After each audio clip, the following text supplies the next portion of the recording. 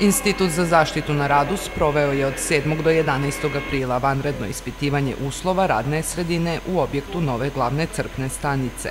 U tom periodu je uzeto 150 uzoraka na 5 različitih lokacija unutar postrojenja, a analizirana je koncentracija 6 hemijskih supstanci. Iz vodovoda i kanalizacije je saopšteno da je prema dobijenim rezultatima od svih uzoraka njih 148 bilo u potpunosti u skladu sa propisima graničnim vrednostima. U 2 slučaja zabeležene su vrednosti minimalno iznad dozvoljenih koje, prema oceni ovlašćenih stručnjaka, ne predstavljaju rizik po zdravlje zaposlenih niti bilo kakvu opasnost od eksplozije ili vanrednih situacija, te je na osnovu toga dozvoljen nastavak rada u objektu.